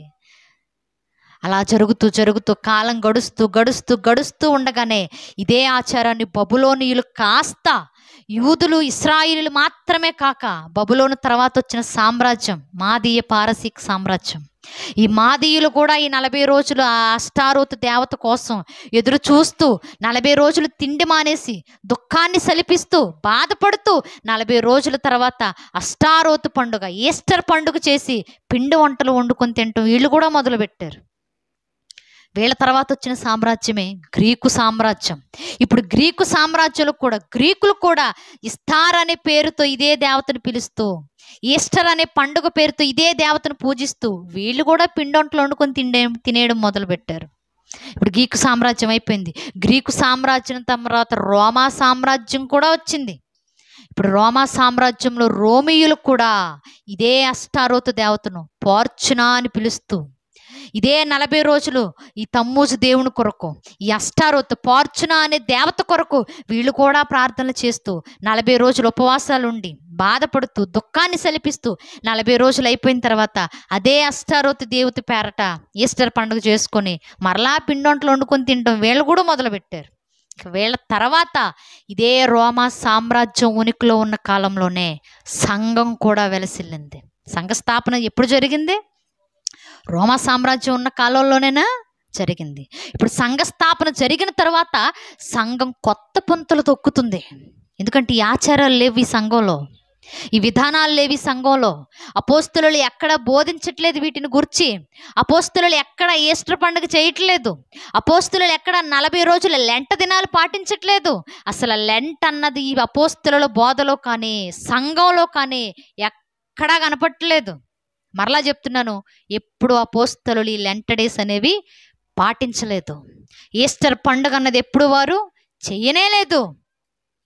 ఇలా సంఘంలో కొత్త కొత్త ఆలోచనలు, క్రీస్తు త్యాగాన్ని గూర్చిన ఆలోచనలు బయటకు వస్తూ ఉంటే రోమా సామ్రాజ్యాన్ని పరిపాలిస్తున్న ఒక చక్రవర్తి ఆలోచన చేశాడు. ఆ చక్రవర్తే కాన్స్టెంట్ చక్రవర్తి. ఈ కాన్స్టెంట్ అనే చక్రవర్తి తల్లి చాలా ప్రార్థన పరురాలు, చాలా గొప్ప విశ్వాసి. ఇంకా చెప్పాలి అంటే క్రీస్తు మీద అపారమైన ప్రేమతో బతుకుతున్నటువంటి జీవితం ఈ కాన్స్టెంట్ తల్లి గారి జీవితం. అంత గొప్పది. ఎంత గొప్పదో 2 మాటలు చెప్తాను. ఈ తల్లి పేతురుగారు మరణించిన తరువాత పేతురుగారి ఇంటి మీద మేడగది మీద ఒక గొప్ప చర్చి కట్టించింది, క్రైస్తవులందరూ కూడుకోవాలి అని. అంత గొప్పది ఆవిడ. ఇంకా ఎంత గొప్పది అంటే ఈ అపోస్తలులు మరణించారు. ఎక్కడ మరణించారో సరిగా ఎక్కడ దాఖలాలు తెలియదు. పౌలు గారేమో వేరే చోట, అపోస్తలులు పేతురు గారు వేరే చోట మరణించారు, తోమా గారు వేరే చోట మరణించారు. ఇలా అపోస్తలులు మరణించిన తరువాత వారి సమాధులన్నీ ఎక్కడెక్కడున్నాయో కనుక్కొని వారి సమాధులన్నీ యెరూషలేముకు తీసుకొచ్చి జాగ్రత్తగా అందరి సమాధులు వరుస క్రమంలో సమాధి కార్యక్రమాలు చేసి ఒక్కొక్క సమాధి మీద ఒక్కొక్క అపోస్తలుని విగ్రహాన్ని పెట్టించింది తల్లి. అంత పెద్ద భక్తిపరురాలు. ఇంకా ఎంత గొప్పది అంటే మొదటి శతాబ్దంలో చర్చిలు అనేవి చాలా తక్కువ. క్రైస్తవులందరూ ఎక్కడ కూడుకునేవాళ్ళయ్యా అంటే ఇంటింటా కూడుకుంటూ వచ్చేవాళ్ళు. వాళ్ళకంటూ మందిరాలు తక్కువగా ఉండేవి. కానీ వీళ్ళు ఎక్కడెక్కడైతే కూడుకుంటున్నారో అక్కడ వారి కొరకు దేవాలయాలను కట్టించడం ప్రారంభిస్తూ వచ్చింది తల్లి. ఈ తల్లిని చూస్తూ ఉన్నాడు తన కొడుకు. అప్పటికే రోమా చక్రవర్తిగా గాంచాడు. అప్పటికే రోమా చక్రవర్తిగా అనేక మందిని పరిపాలిస్తూ ఉన్నాడు. ఇతడు ఆలోచించి కొంతకాలానికి ఇతడు కూడా మారిపోయాడు. ఎలా మారిపోయాడు అంటే, ఇదిగో నేను కూడా క్రైస్తవ్యాన్ని స్వీకరించాలి, నేను కూడా క్రీస్తు కొరకు గొప్పగా నిలబడాలి అని ఆలోచన చేసి అప్పటికి తెలియనటువంటి ఆలోచనలతో క్రైస్తవ్యంలోనికి వచ్చేసాడు. వచ్చేటప్పుడు రాజు ఒక ప్రకటన చేశాడు. ఏమని ప్రకటన చేశాడు అంటే, ఇదిగో నేను కూడా ఈ క్రైస్తవ్యాన్ని స్వీకరిస్తున్నాను. ఇప్పుడు చక్రవర్తి క్రైస్తవ్యాన్ని స్వీకరించాడు అనుకోండి, క్రైస్తవ్యం విలువ పెరుగుతుందా తగ్గుతుందా? పెరుగుద్దా తగ్గుద్దా? పెరుగుతుంది. ఇప్పుడు పెరిగింది. ఇప్పుడు కాన్స్టెంట్ అనే చక్రవర్తి క్రైస్తవ్యాన్ని స్వీకరిస్తున్నాను అని చెప్పగానే క్రైస్తవులుగా ఉన్న వాళ్ళందరూ ఊపిరి పీల్చుకున్నాడు. అమ్మో, రాజే మా క్రైస్తవ్యాన్ని స్వీకరించాడంటే మా జీవితం బాగుంటుంది, మా భవిష్యత్తు బాగుంటుంది, మా జీవితం గొప్పగా ఉంటుంది అనుకున్నారు. అలా అనుకుంటూ ఉండగానే రాజు ఒక ప్రకటన చేశాడు, అందరినీ పిలిచాడు. అప్పటికి క్రైస్తవ్యంలో పెద్దలుగా ఎవరైతే ఉన్నారో, పెద్దవారిగా ఎవరైతే వ్యవహరిస్తున్నారో, సంఘాలకు అధిపతులుగా ఎవరైతే ఉన్నారో వారందరినీ పిలిపించి ఇదిగో నేను కూడా ఈ క్రైస్తవ్యాన్ని స్వీకరిస్తున్నాను. ఇప్పటి నుంచి మీరు గౌరవప్రదమైన మతంగా ఉండండి, అంటే గౌరవంగా తలెత్తుకొని బతకండి. నేనే స్వీకరించాను కాబట్టి మీకు ఏమేం కావాలో, మీ అవసరాలన్నీ నేను తీర్చగలను, మీకు ఏమేం సదుపాయాలు కావాలో అన్నీ నాకు తెలియచేయండి అని వాళ్ళతో కూర్చొని చక్కగా మాట్లాడాడు. ఆ మాట్లాడుతూ ఉన్న క్రమంలో అన్నాడు కదా, ఇదిగో ఈ రోమా సామ్రాజ్యంలో మీరు కూడా కొన్ని పోస్టులు కేటాయించండి, అంటే మీరు కూడా కొన్ని అధిపతులుగా ఉండండి, వ్యవహరించండి. మీరు ఈ రోమా సామ్రాజ్యంలో సంఘానికి పెద్దలుగా వ్యవహరించండి, రోమా సామ్రాజ్యంలో కూడా అధిపతులుగా వ్యవహరించండి. అంటే రాజకీయం యాజకీయం 2 కలవాలి అని మాట్లాడాడు. సరే అన్నారు. మాట్లాడేసిన తర్వాత వారు చెప్పారు కదా, అయ్యా మాకు ఆరాధించడానికి చర్చిలు పెద్దగా లేవు, దేవాలయాలు మాకు పెద్దగా లేవు, మాకు కొరత ఉంది అని చెప్పగానే వెంటనే కాన్స్టెంట్ అనే రాజు అన్నాడు కదా, అవునా, ఇప్పటి వరకు మేము ఎన్నో గుడులు కట్టుకుంటూ వచ్చాం. ఏ గుళ్ళవి? బాబేలు గోపురాల లాంటి గుళ్ళు, పైన ఒక గుమ్మాన్ని వదిలిపెట్టి కింద రాజుల కొరకు, అధిపతుల కొరకు అష్టారోతు పేరు మీద కట్టినటువంటి గుళ్ళున్నాయి. ఆ గుళ్ళన్నీ ఇప్పటి నుంచి క్రైస్తవులుగా మీరు ఆరాధించుకోండి, లేక మనం ఆరాధించుకుందాం అన్నాడు. సరే అన్నారు వాళ్ళు ఆనందంగా. తీరా సరే అని ఒప్పుకున్న తర్వాత మెల్లగా ఆ గుడి లోపలికి వెళ్ళి చూడడం మొదలుపెట్టారు. ఈ పెద్దలు, ఈ క్రైస్తవ్యంలో ఉన్న పెద్దలు, ఆ కాన్స్టెంట్ అనే చక్రవర్తి, అక్కడ ఉన్నటువంటి మనుషులు, వీళ్ళందరూ అలాగే ఒక గుళ్ళోకి వెళ్ళిపోయి కాలు పెట్టి ఇలా చూడగానే వెంటనే వారికి ఏం కనిపించింది? ఒక విగ్రహం కనిపించింది. ఎవరిదా విగ్రహం? ఇప్పుడు కాలు అలా గుడిలో పెట్టి, మందిరంలో పెట్టి ఇలా చూడగానే వెంటనే వారికి కనిపించిన ఇమేజ్ ఏంటో తెలుసా? ఒక తల్లి ఒక బిడ్డని ఇలా ఎత్తుకొని చూస్తూ ఉంది. ఎవరి విగ్రహం? ఈ తల్లి ఎవరైనా అడగగానే వెంటనే వాళ్ళు చెప్పారు కదా, ఈవిడ ఇప్పటి వరకు మేము రోమీలు కానివ్వండి, మాకంటే ముందున్న గ్రీకులు కానివ్వండి, మాకంటే ముందున్నటువంటి బబులోనీలు కానివ్వండి, పారసీకులు కానివ్వండి, వీళ్ళందరూ ఆరాధిస్తూ వచ్చినటువంటి సెమిరామిస్ ఈవిడే. మేమంతా ఆరాధిస్తూ ఎదురు చూస్తూ వచ్చినటువంటి అష్టారోతు దేవత ఈవిడే. ఎత్తుకుందే ఒక బిడ్డ. ఆ బిడ్డ ఎవరో కాదు, ఆవిడ బిడ్డే. ఆయనే తమ్మూజు అన్నారు. అనగానే ఇప్పుడు ఈ విగ్రహం పడగొట్టేయాలా, లేక ఒకవేళ విగ్రహాన్ని పడగొట్టినంత మాత్రాన ఈ విగ్రహాన్ని ఆరాధిస్తూ వచ్చారే మనుషులు, ఒక ఆలోచనతో ఆరాధిస్తూ వచ్చారే, ఆ ఆలోచన పడిపోతాయా అనుకున్నారు వీళ్ళు. అందుకే అన్నారు కదా, ఈ విగ్రహాన్ని మీరు పడగొట్టనక్కర్లేదు, ఈ విగ్రహాన్ని కూల్చేయాల్సిన పని లేదు. విగ్రహాన్ని కూల్చేసిన ఈ విగ్రహం ఎవరిదో, ఎందు నిమిత్తం ఆరాధిస్తూ వచ్చారో మనుషులకు గుర్తుంటుంది కాబట్టి ఈ విగ్రహాన్ని పడగొట్టకండి, ఈ విగ్రహాన్ని మేము మార్చుకుంటామన్నారు. ఆ క్రైస్తవ పెద్దలు ఏమని మార్చుకున్నారో తెలుసా? ఎప్పటి నుంచి ఈ తల్లి ఎవరో తెలుసా మాకు? మా మేరీ మాత. ఇప్పటి వరకు మీ అందరికీ సెమిరామిస్ ఏమో, ఇప్పటి వరకు మీ అందరికీ ఆవిడ ఒక అష్టారోత్ దేవతేమో. బబులోనీయులు, అశ్షూరీయులు అష్టారోత్ని పూజించారేమో, గ్రీకులు ఇస్తారని పూజించారేమో, రోమియులు ఫార్చునా అని పూజించారేమో. కానీ ఎప్పటి నుంచి మేమేమని పూజిస్తామో తెలుసా? మా మేరీ మాత, మా మరియమ్మ ఎవడని పూజిస్తాం, అలా ఉంచేయండి అన్నారు వీళ్ళు. మరి ఆవిడ ఎత్తుకున్న ఆ బిడ్డ ఎవరని చెప్తారంటే ఆ బిడ్డ ఎవరో తెలుసా? చెప్పాలిగా, మా లార్డ్ జీసస్ క్రైస్ట్ అయినా, మా యేసు ప్రభు అయినా. విగ్రహాన్ని పడగొట్టనక్కర్లే. ఆవిడ మా మరియ గారు, ఆ మరియ చేతిలో ఉన్నటువంటి బిడ్డ మా యేసు ప్రభు. మేము అలా ఊహించుకొని ఆరాధన జరిగిచ్చేస్తామన్నారు. ఆ రాజు వెంటనే సరే అని ఒప్పుకున్నాడు. ఒప్పుకున్న తరువాత ఇలా రోజులు గడుస్తూ ఉన్నాయి. ఇలా రోజులు గడుస్తూ ఉండగానే వెంటనే ఈ క్రైస్తవ పెద్దలకు ఒక ఆలోచన వచ్చింది.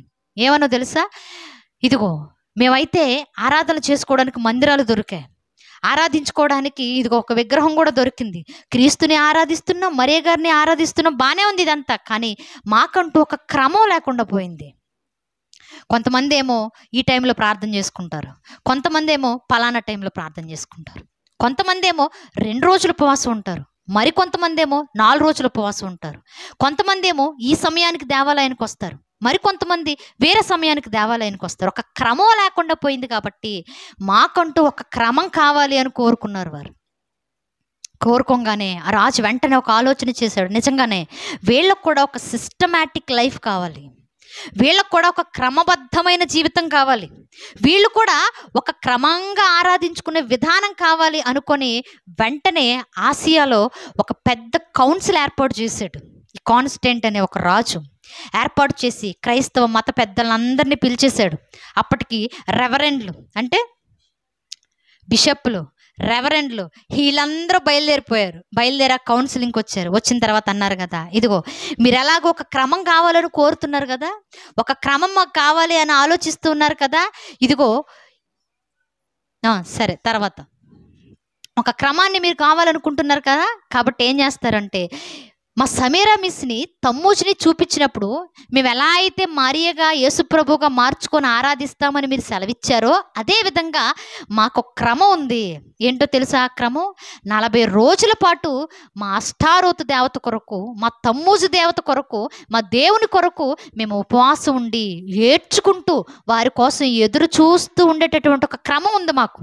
ఇప్పుడు ఇదే క్రమాన్ని మీరు కూడా అమలు చేసుకోండి. ఎలా అమలు చేసుకుంటారో తెలుసా? మీ యేసు ప్రభు గారు కూడా 40 రోజుల పాటు కొండ మీదే శ్రమలు పొందాడు కదా. 40 రోజుల పాటు మీ దేవుడు కూడా ఒక కొండ మీద అపవాది చేత శోధింపబడ్డాడు కదా. మత్తయి సువార్తలో ఆ వచనాలు కనపడుతున్నాయి కదా. 40 అనే నెంబర్కి బైబిల్లో కూడా ప్రత్యేకత ఉంది. నోవహు జలప్రళయంలో ఎన్ని రోజులు వర్షం పడింది? 40. మోషే గారు ఎన్ని రోజులు కొండ మీదకి వెళ్ళి ఉపవాసం ఉండి తిరిగి వచ్చాడు? 40. యేసు ప్రభు వారు ఎన్ని రోజులు అపవాది చేత శోధింపబడ్డాడు?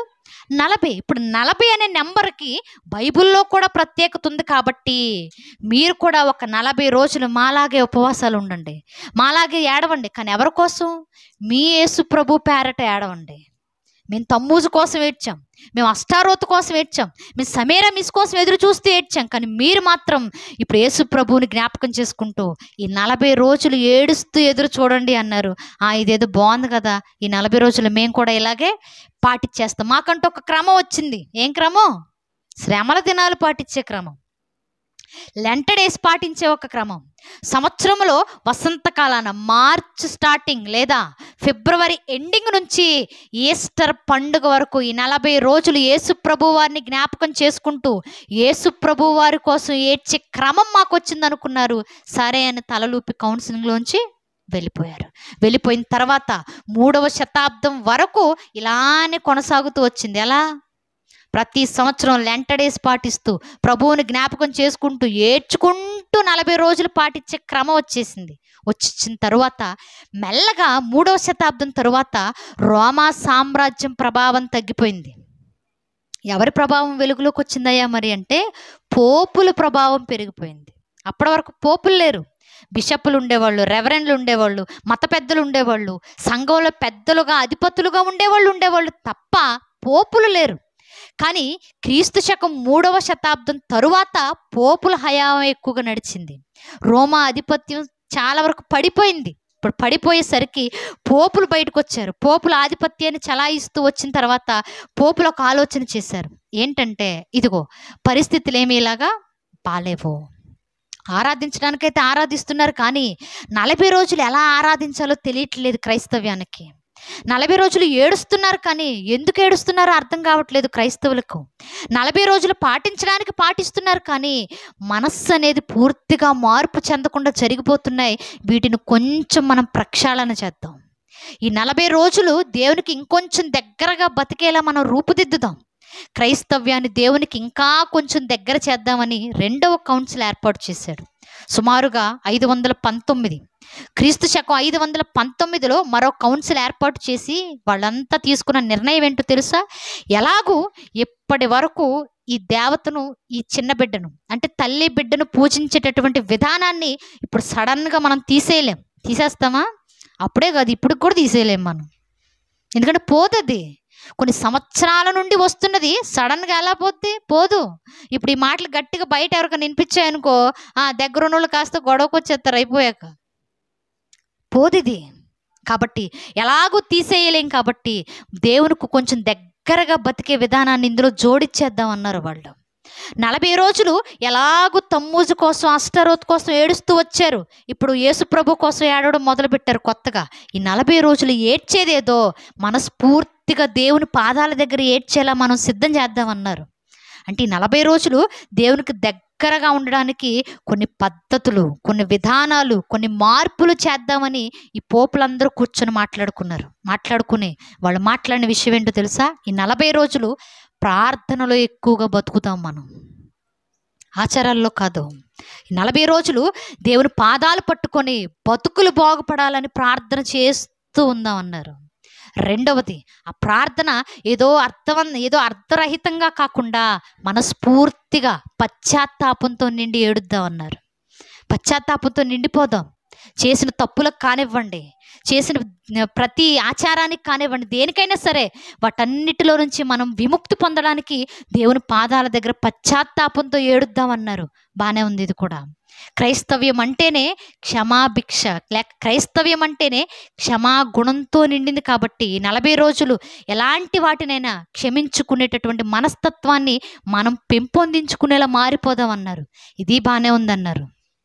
తర్వాత ఈ 40 రోజులైనా సరే ఎదుటివాడికి మంచి చేద్దాం, సహోదరునికి మంచి పనులు చేద్దాం, ఎదుటివారిలో ఏదో ఒక మంచి చేసి దేవుని పేరట గొప్ప గొప్ప కార్యక్రమాలు చేద్దామని మాట్లాడుకున్నారు. ఇది బాగుంది. ఇప్పుడు 40 రోజుల్లో ఏమేమి పెట్టారు? ప్రార్థన ఒకటి పెట్టారు, పశ్చాత్తాపం ఒకటి పెట్టారు, ఏడ్చేదేదో మనస్ఫూర్తిగా ఏడవాలనే ఒక ఆలోచన పెట్టారు, మంచి పనులు చేద్దామని పెట్టారు, ఎదుటివాడిని క్షమించే గుణాన్ని కలిగి బతుకుదామని పెట్టారు. ఇప్పుడు ఈ 4-5 రకాల ఒక కొత్త కొత్త ఆలోచనలు వాటిలో జోడించి బతకడం ప్రారంభించిన కొన్ని దినాలు బాగానే గడిచాయి. 40 రోజులు మనస్ఫూర్తిగా ఏడవడం, ప్రభు పాదాలు పట్టుకుని ప్రార్థన చేయడం, ఆ 40 రోజుల్లో కనిపించిన సహోదరుడికి ఏదో ఒక మంచి పని చేయడం, ఉపవాసం ఉంటూ దేవునికి దగ్గరగా దేవుని సన్నిధిలోనే గడపడం కొంతకాలం ఇలానే గడిచింది. ఆ తర్వాత మెల్లగా మెల్లగా మెల్లగా సంఘంలో ఈ క్రమం అయితే వస్తూ ఉంది. కానీ ఈ పెద్దలు ఏదైతే కూర్చొని నిర్ణయాలు తీసుకొని ఇంకొంచెం మార్పు చేద్దాం అనుకున్నారో ఆ మార్పు కాస్త పోయింది. ప్రస్తుతం ఉన్న రోజుల్లో ఆచారం అయితే వచ్చేసింది, కానీ ఇప్పటిదాకా అందులో ఏ మార్పులైతే జోడించారో పెద్దవాళ్ళు ఆ మార్పులు పోయాయి. ఎక్కడ కనపడుతున్నాయి ఈరోజు ఆ మార్పులు? ఆచారాలే కనపడుతున్నాయి. 40 రోజులు లెంట పాటిస్తున్నారు. పోనీ లెంట పాటించేది ప్రభు కొరకు యథార్థంగా పాటిస్తున్నారా? యథార్థత ఎక్కడైనా ఉందా? ఎక్కడా లేదు. పొద్దున్నే చర్చికి వస్తాం, ఏదో ముఖాముఖిగా ప్రార్థన చేసుకుంటాం, సైలెంట్గా వెళ్ళిపోతాం, అంతే. అంతకుమించి మార్పు ఏం లేదు. కానీ ఆ రోజు చెప్పింది ఏంటి? ప్రార్థనతో ప్రభు పాదాలు పట్టుకొని అక్కడే గోజాడుతూ ఉండిపోదామన్నారు వారు. కానీ ఈరోజు ఏదో ముఖాముఖిగా ప్రార్థన చేసుకోవడం, వెళ్ళిపోవడం ఆచారాలు. ఈరోజు ట్రెండ్ మారిపోయింది. ఎలా అంటే ఈ 40 రోజులు ఒకేలాంటి బట్టలు వేసుకుందాం, ఆచారమే ఇది. ఈ 40 రోజులు చెప్పులు లేకుండా నడుద్దాం, ఆచారమే ఇది. ఈ 40 రోజులు ఘన పదార్థాలు తీసుకోమండోయ్, ఘన పదార్థాలు తీసుకోకుండా ద్రవ పదార్థాలు మాత్రమే తీసుకుంటాం. అంటే నాన్ వెజ్ తినం, మేము జ్యూసులు అయితే తాగేస్తాం. నాన్ వెజ్ తినం, మజ్జిగ తాగుతాం. ఆ మజ్జిగలో కూడా ఏముండాలి? కరివేపాకు అక్కడక్కడ తగులుతుండాలట, కొత్తిమీర కనిపిస్తూ ఉండాలట, కొంచెం స్పైసీగా ఉల్లిపాయలు పచ్చిమిరపకాయలు ఇలాంటివన్నీ తగలాలట. అంటే ఏముంది ఇందులో? ఆత్మీయత ఉందా? మాంసం తినం కానీ ఫ్రూట్స్ తినేస్తాం, జ్యూసులు తాగేస్తాం, మజ్జిగలు తాగేస్తాం. ఆచారాలు ఇవన్నీ వచ్చేసాయి. చెప్పులు లేకుండా నడుస్తాం, మాకు ఎక్కడికి కావాలంటే సినిమాకైనా వెళ్తాం, చెప్పులు లేకుండా వెళ్ళిపోతాం. ఆచారం ఇది. అంటే ఇలాంటి పద్ధతులు వచ్చే తప్ప ప్రార్థన ఎక్కడ కనపడుతుంది? ఆ రోజు వారు పశ్చాత్తాపంతో దేవుని పాదాల దగ్గరే 40 రోజులు పడి ఏడవాలని కూర్చున్నారు. కానీ ఈరోజు పొద్దున్నే ప్రార్థన చేసుకుంటాం ముఖాముఖిగా. కాలేజీలకు వెళ్ళేవాళ్ళు కాలేజీలకు వెళ్ళిపోతున్నాం, ఇంకా ఉద్యోగాలకు వెళ్ళిపోయేవాళ్ళు ఉద్యోగాలకు వెళ్ళిపోతున్నాం, మిరపకాయ కోతలకు వెళ్ళిపోయేవాళ్ళు మిరపకాయ కోతలకు కూడా వెళ్ళిపోతున్నారు. ఇంకెక్కడ పశ్చాత్తాపంతో ప్రభు సన్నిధిలో కూర్చుంటున్నాం? మనం కూర్చోవట్లే. ఆ రోజు 40 రోజులు క్షమాపణ కలిగి బతకాలి, ఎదుటివాడు ఏది చేసినా క్షమించేలా ఉండాలనుకున్నారు. ఈరోజు 40 రోజులు లెంట పాటిస్తూనే పక్కింటి వాళ్ళతో పోట్లాడుతూ కూర్చుంటాం. 40 రోజుల లెంట డేస్ మేము శ్రమల దినాల్లో ఉన్నామని మాట్లాడుకుంటూనే ఇంట్లో తోడుకోడళ్ళతో గొడవ పడుతుంటాం, ఇంటి పక్కన ఉన్న వాళ్ళతో గొడవలు పెట్టుకుంటాం, ఫ్రెండ్స్తో గొడవలు పడుతుంటాం, అందరితో గొడవలు పడుతుంటాం. మాట్లాడితే మాత్రం మేము లెంట డేస్ పాటిస్తున్నాం అంటాం. దేనికి? ఆ రోజు క్రైస్తవ్యంలో త్యాగం అనేది ఉండాలనుకున్న వారు పెద్దలు. కానీ ఈరోజు త్యాగం ఎక్కడుంది? స్వార్థం ఉండిపోయింది. లెంట పేరట కూడా స్వార్థం, పగలో, అసూయలో అన్నీ బతుకుతున్నాయి. కానీ మంచి ఎక్కడ మనలో బతకట్లే. కానీ లెంట డేస్ పాటిస్తాం మనం. ఇది ఎక్కడ న్యాయం? అంటే ఒకనాడు వాళ్ళు ఏ ఆచారాన్ని అయితే తీసుకొచ్చారో అదే ఆచారం. వాళ్ళు అష్టారోతి పేరట పిండి వంటలు వండుకొని తినేసేవాళ్ళు. ఈరోజు మనం ఈస్టర్ పేరట అదే దేవత మారలేదు, ఆవిడ ఇంకా మారలేదు, మరి మారిద్దేమో తర్వాత. అదే ఈస్టర్ పండుగ పేరట 40 రోజులు అయిపోగానే మనం కూడా ఏం చేస్తాం? చర్చిలో వనభోజనాలు వస్తాయి. ఎందుకు? 40 రోజులు సరిగ్గా తినలేదురా నాయన, ఈ 40 రోజులు అయిపోయాయి, ఇక ఈరోజు పూర్తిగా 40 రోజులకు సరిపడా ఫుల్గా తినేయొచ్చని చర్చిలో ఈస్టర్ పండుగ రోజు పిండి వంటలు వండుతాం, నాన్ వెజ్లు వండుతాం, కేకులు కట్ చేస్తాం, అన్నీ చేస్తాం. కాకపోతే దేవుడి పేరట అని మనం అనుకుంటాం, కానీ అది అష్టారోతు దేవత పేరట చేస్తున్నాం మనం. చేస్తే ప్రభు లక్షణాలు కలిగి ఆ 40 రోజులు ఉండు, మంచిదే. చెయ్యలేకపోతే పూర్తిగా అందులో నుంచి బయటకు వచ్చే, అంతేకాని ఒకనాడు బబులోనీయులు చేసినట్లుగా అష్టారోతు దేవత చేసే ఆచారాలు చేయకు. ఒకనాడు ఐగుప్తీలు చేసినట్లుగా ఐసిస్ దేవత పేరట వాళ్ళు చేసినట్లుగా ఈరోజు ప్రభు పేరట మనం చేయనక్కర్లేదు. ఒకనాడు గ్రీకులు చేశారు, రోమియోలు చేశారు, అదే దేవత పేరట అదే పండుగలు. ఈరోజు మనం దేవుని పేరట అనుకుంటా అవే ఆచారాల్లో వండుకోవడం తింటాం. ఇంతకు మించి ఏమన్నా ఉందా? 40 రోజులు ఏడుస్తాం, ఏడ్చిన తర్వాత 40 రోజులు అయిపోయాక ఏం చేస్తాం? వండుకోవటం తింటాం, అవే బతుకులు మళ్ళీ. ఆ మాత్రం దానికి ఎందుకు లెంట డేస్ పాటించడం? క్రైస్తవ్యం అంటే క్రీస్తు విలువలతో కూడి బతకడం. అది నువ్వు 40 రోజులు బతికినా, జీవితాంతం బతికినా, ఎలా బతికినా బతుకులో ఉండాలి. మన బ్రతుకులో లేనప్పుడు కొన్ని రోజులని వాటికి కేటాయించుకొని చెప్పులు వేసుకోను, తెల్ల చీర కట్టుకుంటాను, పోనీ ఈ చీర మీదే ఉంటాను, లేదా బట్టలు సరిగ్గా ఉతుక్కోను, వంట సరిగ్గా వండుకోను, ఇలాగే ఉండటం వల్ల ఉపయోగం ఏం లేదు. ఆ 40 రోజులు కొంచెం బియ్యం మిగులుతాయి అంతే, అంతకుమించి ఉపయోగం ఏమైనా ఉందా? ఏం లేదు. క్రైస్తవ్యం అంటే ఆచారాలు అయిపోయాయి, పండగలు అయిపోయాయి, వండుకోవడం తినడం అయిపోయింది. కానీ క్రైస్తవ్యం అంటే క్రీస్తు మాదిరిగా బతికి చూపించడమే క్రైస్తవ్యం. అది 40 రోజులతో ఆగిపోయేది కాదు, పండగ రాగానే ఆపేసేది అంతకన్నా కాదు. జీవితాంతం మన బ్రతుకులో కలిగి ఉండాల్సిన గొప్ప పండుగే క్రీస్తును ధరించుకొని బతకడం. అది ఈస్టర్ పండగ సరిపోదు, లెంటడేసు సరిపోవు, ఏది సరిపోదు. కాబట్టి అలా బతికిన వాడే నిజమైన క్రైస్తవుడు. ఆచారాలు పాటిస్తూ 40 రోజుల తర్వాత ముసుగు తీసేసినంత మాత్రాన గొప్పవాళ్ళం అయిపోం మనం. జీవితాంతం క్రైస్తవుడు అనే ముసుగుతో బతికిన వాడే క్రైస్తవుడిగా లెక్క. కాబట్టి సంఘం పోయినట్లుగా మనం పోనక్కర్లే, ఆచారాలు పోయినట్లుగా మనం ఆచరించనక్కర్లా, సమాజంలో ఎవరో బతుకుతున్నారు కదా అని మనం కూడా బతకనక్కర్లా. మన బతుకులు దేవునికి దగ్గరగా బతికితే చాలు, వాటికి ప్రత్యేకంగా రోజులు కేటాయించుకోవాల్సిన అవసరత లేదు. కాబట్టి హృదయం ఉన్న వారందరూ గ్రహించండి. దేవుని వాక్యానికి మేము తలదించుతామన్న వాళ్ళందరూ సరిచేసుకోండి. అన్నిటికీ మించి ఏది ఏమైనా దేవునికి దగ్గరగా బతకడానికి సిద్ధపడండి. తల వంచండి, చిన్న ప్రార్థన చేసుకుందాం. పరిశుద్ధుడు, మహాగణుడు, సర్వోన్నతుడైన మా కన్న తండ్రి దేవా, ఈ ఉదయకాల సమయంలో నాయనా ఎన్నో విలువైన మాటలను మాకు తెలియచేశారు. నిజమే తండ్రి, సమాజం అంతా నాయన తెలియకపోయినప్పటికీ ఆచారాల వ్యామోహంలో బ్రతుకుతూ ఉంది తండ్రి. కానీ ఈరోజు మీ అమూల్యమైన మాటల చేత వాస్తవాన్ని మాకు తెలియచేశారు. ఈ వాస్తవాన్ని గ్రహించినటువంటి మేము ఆచారాలతో కాక నాయన ఆత్మ సంబంధమైనటువంటి ఆలోచనలతో బ్రతికే జీవితాలను మాకు దయచేయండి తండ్రి. ఈ మాటలు విన్న ప్రతి ఒక్కరిలోనూ నాయన ఒక ఆలోచన పుట్టి మేము ప్రభు కొరకు యథార్థముగా ఆత్మ సహాయంతో బ్రతకాలి అనే ఆలోచనలతో ఆచారాలను పక్కన పెట్టి నాయన మీ కొరకు బ్రతికే గొప్ప జీవితాన్ని దయచేయండి. ప్రతి విషయంలోనూ తండ్రి మా అడుగులు ఎటువైపుకు వెళ్ళాలో మీరే మమ్మల్ని నడిపించండి. ఈ మాటలు విన్న మేమందరము నాయన మా ఆత్మ సంబంధమైనటువంటి పరిశీలన మేము చేసుకొని మా ఆత్మను మరింత దగ్గరగా మీ కొరకు బ్రతకడానికి సహాయాన్ని దయచేయమని అర్థిస్తూ సమస్త మహిమ ఘనత మీకే ఆరోపిస్తూ ప్రభువైన క్రీస్తు వారి పేరట ఈ ప్రార్థన మీకు సమర్పిస్తూ ఉన్నాము మా కన్న తండ్రి. ఆమేన్.